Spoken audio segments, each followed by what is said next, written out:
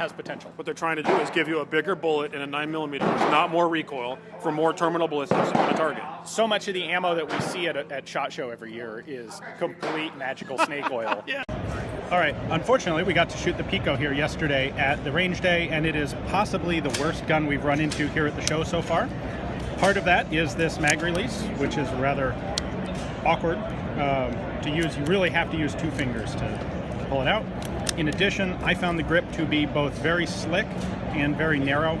I thought it was gave you a pretty poor grip, honestly. The base plate on the magazine doesn't really help at all. And we had a whole bunch of problems with malfunctions on it. Yep, I tried to fire it a number of times. It didn't cycle multiple times, and I had to hit the slide into battery. Yep.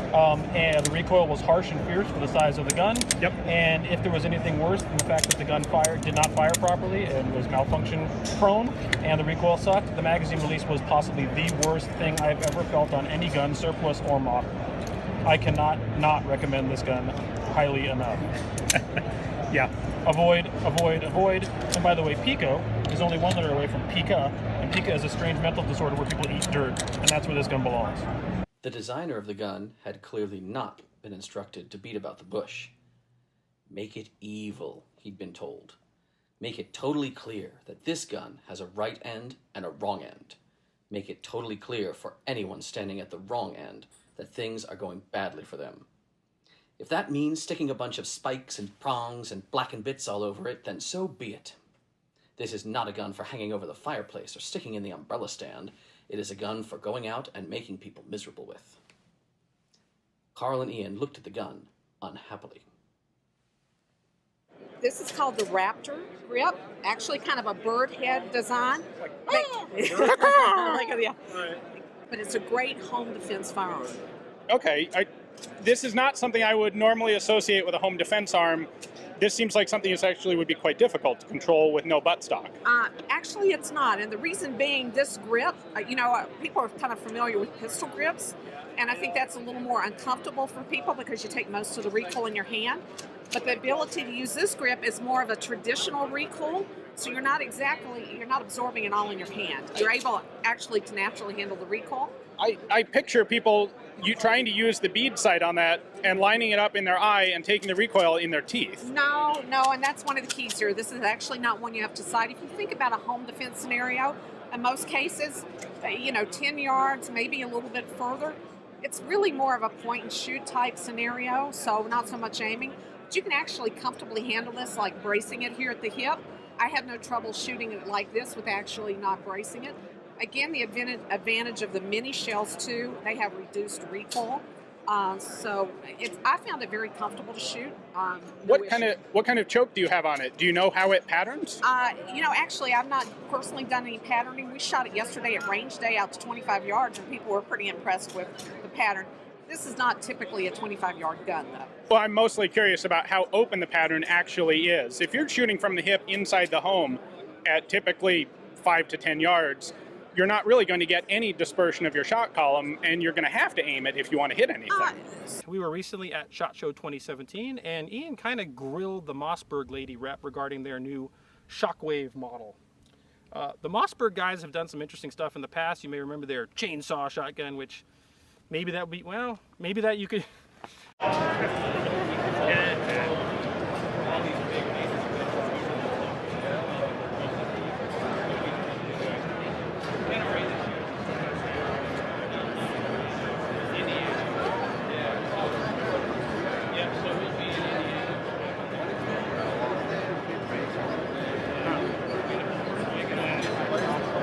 Not sure what to say about that thing. A modernized M1 carbine with a Hilux. I think it had a Hilux scope on it. I did not catch the scope brand. You know, it felt fine. The trigger was fine. It actually, I hit with every shot I fired at about 100 yards. Okay. But you know what's weird is my first initial impression was, wow, this has more recoil than my AR. That felt like more recoil than what was standard rifle shooting 5.56, which is weird because it's 30 carbine. It's shooting a bullet twice as heavy. You know, I think the question I ask with stuff like that is, that's not inherently wrong. The question is, why? What is the market for that? And at $1,600? I think there's a difference between modernizing and just putting black stuff on. Well, yeah. You know, modernizing I would expect to be an improvement in some way. I could see, you know, replacing the traditional stock with a pistol grip, I can see value in it. I can see why people would want it.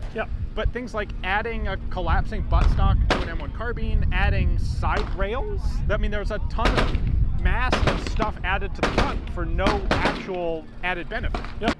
For me at least, without having to be seen with a gun that looks like that. I have no counter to that except that that looks like it came out of Call of Duty. Call of Duty stuff sometimes looks good. Anyways, it worked, but why? Yeah. We didn't show you guys the arm brace version. No. Well, the battery was dead. Yeah, the battery on the red dot on the arm brace version was dead. But anyways, let's move on. More stuff from SHOT Show coming. all right. So this is a unique AR grip in that it conforms to your hand. You grip it, tighten the screw, and then you have a grip conformed to your grip. And so I'm going to go ahead and demonstrate that here. So you kind of grab onto it, and then you kind of get in there, and you make sure you got it where you want it, like that, and then you turn it, and then see, look at that. Now this is ribbed so that it's actually very pleasurable to hold, and now you've got a grip that's for you specifically and only you. It's now your grip, only your grip. Awesome. Okay. Are the fins straight or are they curved? Do the fins actually impart a rotation to the projectile? So right now they're straight. Okay. So it's like a rocket ship. Our rockets shoot straight. So that's essentially what we've done. Okay. Would you get better accuracy by giving it some rotation, like a Foster slug? So there's actually 3 different ways you can stabilize projectiles. Right. There is the spin, which everyone knows of, and then you have the flared, Drag. which is like a shuttlecock, and then you have fin stabilization. And then the other 2 stabilizations don't need spin to stabilize them. They fly straight.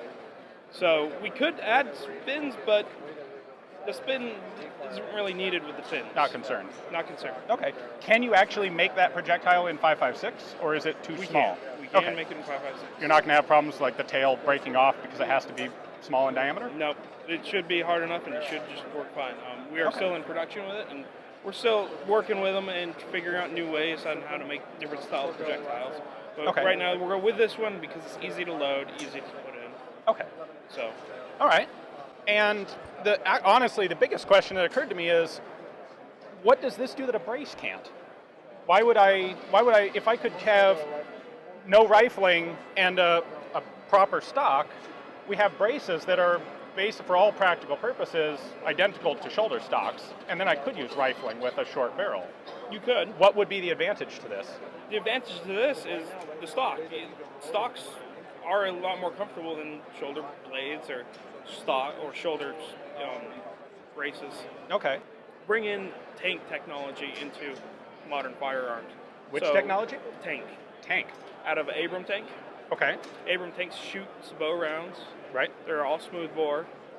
They do shoot faster, feet per second, but we don't need that on the lower level. We're not pushing, a really heavy round out. We're pushing smaller rounds out. Okay. So we don't need, the 6,000 feet per second. Right. They're doing that for armor piercing. Yeah, and they're going 6 miles away. Okay. So you're not going to go 6 miles away with this 11.5-inch barrel. Okay. So. What sort of accuracy do you get? I heard conflicting stories from different videos. So with videos. our ammunition, we're getting around 1 MOA. We didn't see too much at 50. It's random, but it does tumble. But then again, you have a short barrel rifle and you're shooting somebody at short distances with standard ammo. Now imagine a sideways bullet going through you. Okay. Which one would hurt more? You're actually envisioning this as a practical defensive rifle? Yeah, you can use that as a practical defensive rifle in the home, or even, at 100 yards, because most people, you don't engage targets past 100 yards.